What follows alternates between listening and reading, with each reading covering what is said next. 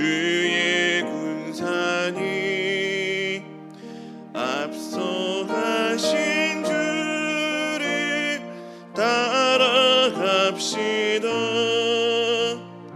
우리 대장 예수 길을 들고서 접전하는 곳에 가신 것보라. 믿는 사람들은 주의 군사니 앞서가신 주를 따라갑시다. 원수 마귀 모두 쫓겨가기는 예수 이름 듣고 겁이 남이라. 우리 찬송 듣고 지옥 떨리니 형제들아 주를 찬송합시다. 믿는 사람들은 주의 군사니 앞서가신 주를 따라갑시다. 세상 나라들은 멸망당하나 예수 교회 영영 왕성하리라. 마귀 권세 감히 해치 못함은 주가 모든 교회 지키심이라. 믿는 사람들은 주의 군사니 앞서가신 주를 따라갑시다. 백성들아 와서 함께 모여서 우리 모두 함께 개가 부르세. 영원토록 영광 권세 찬송이 우리 임금 주께 돌려보내세. 믿는 사람들은 주의 군사니 앞서가신 주를 따라갑시다.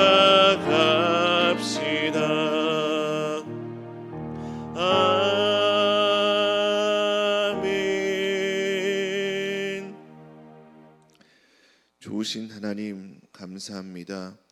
하나님의 은혜로 오늘도 삶을 얻고 하나님의 은혜로 오늘도 살아감을 믿음으로 고백합니다. 우리가 살고 싶어 해서 살아가는 것이 아니라 하나님의 은혜로 주어진 한 날이오니 오늘도 하나님의 나라와 의와 영광을 위해서 복되게 살아가는 우리들 모두가 되게 하여 주옵소서. 우리 모든 성도들은 예수 그리스도와 함께 죽고 또한 예수 그리스도와 함께 사는 자들임을 믿음으로 또한 고백합니다. 우리가 죽었으니 죄에 대해서 죽은 자가 되게 하시고 의에 대해서 산 자, 하나님과 같이 동행하며 하나님의 영광을 위해 살아가는 믿음의 성도들 모두가 될 수 있도록 인도하여 주옵소서. 우리는 연약하지만 성령 하나님, 능력의 하나님께서 우리와 함께 하시면 주로 인해 우리도 승리할 줄로 믿습니다. 그 믿음을 가지고 오늘도 승리의 날이 되게 하여 주옵소서. 예수 그리스도의 이름으로 기도드리옵나이다. 아멘. 오늘 우리에게 주시는 하나님의 말씀은 로마서 6장 8절에서 14절까지의 말씀입니다.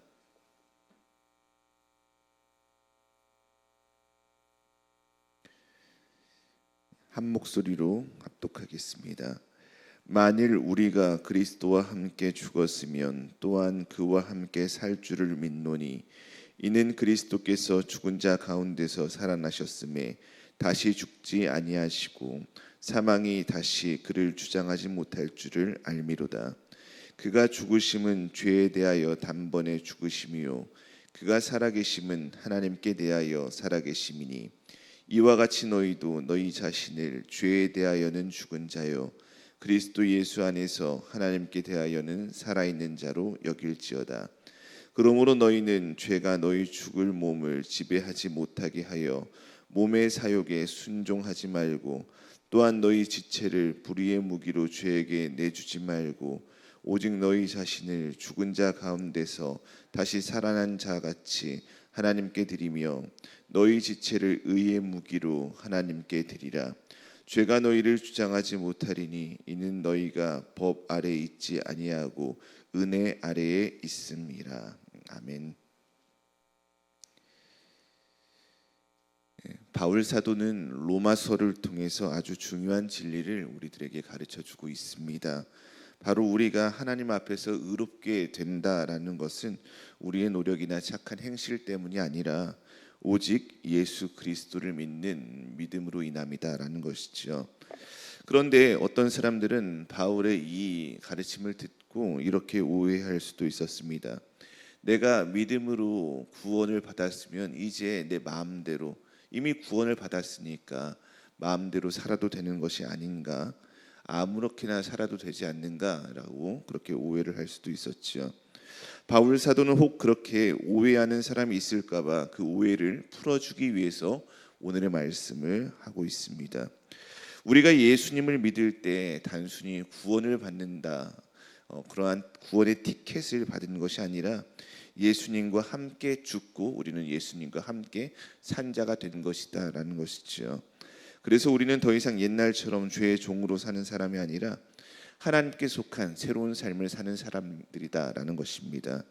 우리가 예수님과 함께 죽었기에 이제는 죄가 우리를 지배할 수 없고 예수님과 함께 살아났기에 이제는 우리 모두가 하나님을 위해서 살아가야 한다라는 것이지요. 오늘 말씀을 이제 자세히 살펴보면서 하나님께서 우리에게 주시는 교훈은 무엇인지 함께 나누도록 하겠습니다. 8절 9절 말씀입니다.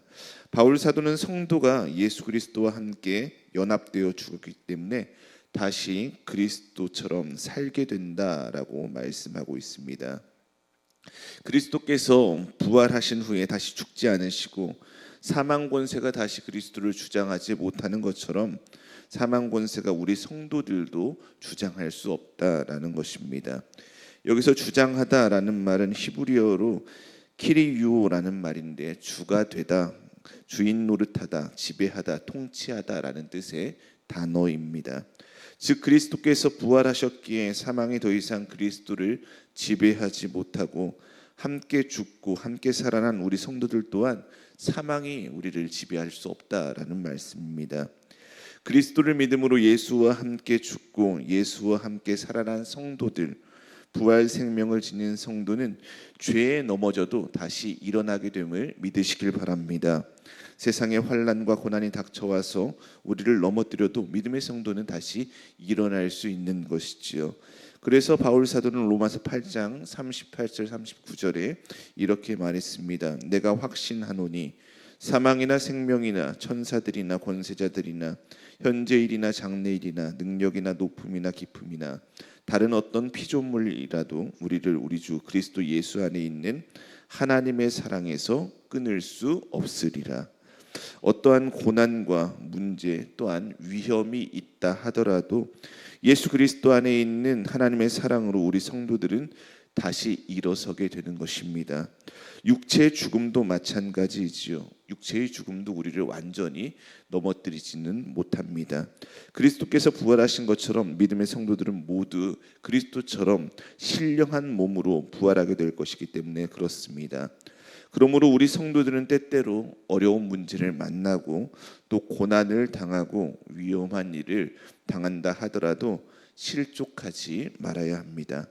혹 우리가 죄에 넘어지고 우리의 실수와 잘못으로 인한 고난이 있다 하더라도 우리가 하나님의 사랑을 붙들고 진심으로 회개하며 하나님의 손을 의지한다면 하나님께서 또 다윗을 죄를 용서해 주시고 그를 다시 새롭게 회복시켜 주신 것처럼 하나님께서는 우리의 죄를 용서해 주시고 선한 길로 우리를 인도해 주시기 때문에 그렇습니다. 시편 37편 24절은 이렇게 말씀하고 있습니다. 그는 넘어지나 아주 엎드러지지 아니함은 여호와께서 그의 손으로 붙드심이로다. 저와 여러분 모두가 그리스도 안에 있는 성도들 모두가 그리스도와 함께 산다는 것을 믿고 오늘도 주님과 동행하며 믿음의 삶을 살아내는 거룩한 성도들 모두가 되기를 주님의 이름으로 축복합니다. 10절입니다. 바울 사도는 그리스도의 죽으심은 죄에 대하여 단번에 죽으심이다 라고 했습니다. 여기서 단번에라는 말은 헬라어로 에파팍스라는 단어인데 한 번 그리고 단 한 번 다시 반복될 필요가 없는 이라는 뜻입니다. 즉 예수님의 단 한 번의 죽음으로 죄를 범한 인류의 대속이 온전하게 이루어졌다라는 말입니다. 구약시대 사람들은 죄를 해결할 때 어린 양과 같은 속죄 제물로 제사를 드리곤 했습니다. 그러나 그 제사는 어땠습니까? 불완전했지요. 짐승의 피는 단지 상징적이고 임시적인 효력만 있었을 뿐 인간의 죄를 근본적으로 제거하지는 못했기 때문에 그렇습니다. 그래서 제사는 계속해서 반복될 수밖에 없었지요. 오늘은 속죄를 받았어도 내일은 다시 죄 때문에 제사를 드려야 하는 게 그들의 현실이었습니다. 하지만 예수 그리스도의 죽음은 달랐지요. 예수님은 흠없고 완전하신 하나님의 아들이십니다. 죄가 전혀 없으셨기에 예수님의 죽음은 죄의 대가를 치르는데 완전한 가치가 있었지요. 그래서 단 한 번 십자가 위에서 흘리신 피가 인류의 모든 죄를 영원히 사하는 효력이 되었습니다. 더 이상 반복될 필요가 없는 완전한 속죄가 이루어진 것입니다. 히브리서 10장 12절은 이렇게 말씀합니다. 오직 그리스도는 죄를 위하여 한 영원한 제사를 드리시고 하나님 우편에 앉으사. 예수님의 십자가 죽음이 단 한 번으로 완전하며 다시는 반복될 필요가 없다라는 말씀입니다. 만약 우리가 죄사함을 받기 위해서 계속해서 제물을 바쳐야만 한다면 그것은 마치 끝없이 갚아야 할 큰 빚을 지고 사는 것과 같습니다. 하루 갚아도 내일 또 그에 대한 이자를 내야 되고 평생 갚아도 다 갚을 수 없는 빚 때문에 늘 불안과 두려움 속에 살아갈 수밖에 없을 것입니다. 그러나 예수님께서 단번에 완전한 속죄를 이루셨기에 우리는 더 이상 빚진 자처럼 두려워하지 않아도 되게 되었습니다. 이제는 죄의 짐에서 해방되어 담대히 하나님 앞에 설 수 있게 된 것이지요. 이것이 우리에게 얼마나 복된 소식인지 모릅니다. 이어서 10절 후반절에 바울 사도는 그리스도의 살아계심은 하나님께 대하여 살아계심이다라고 말하고 있습니다. 여기서 하나님께 대하여라는 말은 단순히 하나님 앞에서 산다는 말이 아닙니다. 이것은 곧 하나님을 위하여 하나님의 영광을 드러내기 위하여 성도는 살아가는 것이다라는 말씀이죠. 예수님께서 하나님의 영광을 드러내기 위해 살아계시다라는 것입니다. 11절입니다. 바울 사도는 이와 같이 너희도 너희 자신을 죄에 대하여는 죽은 자요 그리스도 예수 안에서 하나님께 대하여는 살아있는 자로 여길지어다라고 말씀했습니다. 여기서 여길지어다라는 말은 헬라어로 로기조마이라는 단어인데 계산하다, 간주하다, 논리적인 결론을 내리다라는 뜻의 단어입니다. 즉 바울 사도는 우리의 기분이나 감정에 의해서 우리가 죄에 죽고 하나님께 대하여 살아있는 자로 여기는 것이 아니라 완전한 확신을 가지고 자기의 신분을 그렇게 인정하라라는 말씀입니다. 인생을 살아가다 보면 때때로 죄의 유혹을 받게 되지요. 달콤한 죄의 유혹 앞에 갈등하며 흔들릴 때가 있습니다. 그럴 때 우리 성도들은 어떻게 해야 합니까? 우리는 하나님의 말씀을 붙들고 삶을 살아내야 합니다. 말씀은 우리에게 대답해 주고 있죠. 너희는 죄에 대해서 죽은 자이다. 하나님의 말씀을 우리는 붙들고 죄의 유혹을 물리칠 수 있어야 합니다. 그리고 더 나아가 우리는 하나님께 대하여 산자로 여겨야 합니다. 나의 욕망에 따라서 나의 만족을 구하며 살아가는 것이 아니라 하나님을 위해, 하나님을 향해 삶을 살아내야 하는 것이죠. 우리의 말과 생각과 행동이 하나님의 뜻을 따르고 하나님의 영광을 나타내야 합니다. 우리는 예수 그리스도 안에서 새로운 신분을 가진 믿음의 성도들임을 믿으시길 바랍니다. 죄에 대해서는 죽은 자요, 하나님께 대하여는 우리는 살아있는 사람입니다.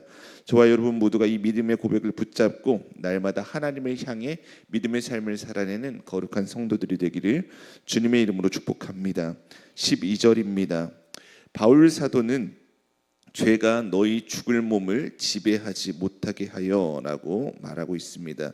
여기서 지배하다라는 말은 헬라어로 바실레우라는 단어인데 왕이 백성을 다스리듯이 통치하는 것, 지배하는 것을 의미합니다. 왕이 백성을 지배하듯이 죄가 너희를 지배하지 못하게 해야 한다라는 말씀이지요. 고대 사회에서 왕의 위치는 어떻게 되었습니까? 왕의 위치는 절대적인 권력은 가진 위치였습니다. 왕의 말은 곧 법이었습니다. 왕이 명령하면 모든 사람들은 그 명령을 따를 수밖에 없었지요. 마찬가지로 죄가 우리의 삶에서 왕으로 자리 잡으면 어떻게 됩니까? 우리는 죄의 명령을 따를 수밖에 없는 것입니다. 죄의 노예가 되는 것이지요. 그래서 바울은 이것을 단호히 거부해야 한다라고 말씀하고 있는 것입니다. 이어서 바울 사도는 몸의 사욕에 순종하지 말라라고 말하고 있습니다. 여기서 사욕은 헬라어로 에피튜미아라는 단어인데, 에피라는 것은 무엇 위에 무엇에 더하여라는 뜻이고, 튀미아는 욕망, 마음의 충동이라는 뜻입니다. 즉 에피튜미아는 단순한 욕망, 소망을 의미하는 것이 아니라 본래 주신 욕구가 왜곡되어서 지나치게 커져서 통제를 잃어버린 욕망이라는 뜻을 가지고 있는 단어입니다.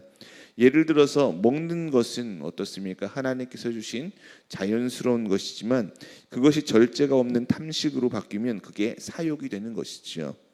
돈은 필요한 것이지만 그것을 지나치게 사랑하고 집착하면 그것은 또한 사욕이 되는 것입니다. 인정받고 싶은 마음도 필요하지만 그것이 과해져서 하나님보다 우리가 사람의 시선을 더욱더 의식하며 중요하게 생각한다면 그것은 교만이 되고 또한 사욕이 되는 것입니다. 이것이 바로 에피티미아, 사욕이라는 것이죠. 몸의 사욕에 순종하지 말라라는 말씀은 우리 안에 남아있는 사욕이 우리를 지배하지 못하게 해야 한다라는 말씀입니다. 죄가 우리의 삶의 주도권을 쥐고 있어서는 안 된다라는 것이죠. 이어서 바울 사도는 13절에 너희 지체를 불의의 무기로 죄에게 내주지 말고라고 말씀하고 있습니다. 여기서 지체는 단순히 우리의 신체 일부만을 가리키는 것이 아닙니다. 지체는 헬라어로 멜레라는 단어인데 손과 발, 눈과 귀뿐만 아니라 우리의 모든 능력, 마음, 지성, 재능까지도 포함하는 것입니다. 즉 바울 사도는 우리의 전 존재가, 우리의 전 삶을 불의의 무기로 죄에게 내주지 말아야 한다라고 말하고 있는 것이지요. 이어서 바울은 너희 자신을 죽은 자 가운데서 다시 살아난 자같이 하나님께 드리라라고 했습니다. 우리는 어떠한 존재입니까? 우리는 그냥 거저 살아있는 존재가 아니지요. 우리는 예수 그리스도의 십자가 대속으로 인해서 죄에 대하여는 죽고 하나님께 대하여는 살아있는 자입니다. 죽은 자 가운데서 다시 살아난 자입니다. 그것이 우리 성도의 정체성이지요. 그러므로 바울 사도는 예수 안에서 죽음에서 생명으로 옮겨진 우리 믿음의 성도들은 부활 생명을 가지고 부활 생명을 가진 자답게 우리의 몸을 마땅히 하나님께 드려야 한다라는 말씀을 하고 있는 것입니다. 그리고 바울은 이어서 너희 지체를 의의 무기로 하나님께 드리라라고 했습니다. 여기서 의의 무기는 단순히 도덕적으로 착하게 사는 것을 의미하는 것이 아닙니다. 하나님의 뜻을 이루는 도구가 되어야 한다. 하나님의 나라를 확장시키는 도구가 되고 하나님의 영광을 나타내는 도구로 우리의 삶은 쓰임 받아야 한다라는 것이지요.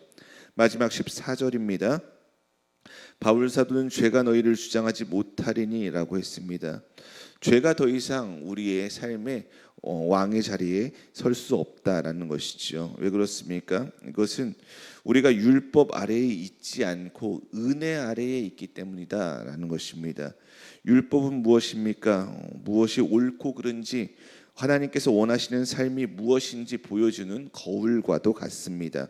율법은 좋은 것이지요. 하지만 율법에는 한계가 있습니다. 율법 자체로 죄의 권세를 깨뜨릴 수는 없는 것이지요. 율법은 그러한 능력이 없습니다. 하지만 은혜라는 것은 우리를 죄의 권세에서 해방시키고 새 삶을 살아가게 하는 능력이 됩니다. 우리 안에 있는 성령의 능력으로 죄를 이기고 하나님을 기쁘시게 하는 삶을 살아가게 만드는 게 바로 은혜이지요. 그래서 바울 사도는 우리가 율법 아래에 있지 않고 은혜 아래에 있기에 죄가 우리를 지배할 수 없다라고 단호하게 말씀하고 있는 것입니다. 이제 말씀을 맺겠습니다. 예수님께서 십자가에서 단번에 우리 죄를 대속하시고 부활하심으로써 우리는 더 이상 죄의 종이 아니라 부활 생명을 가진 하나님의 사람들, 하나님의 자녀가 되었습니다.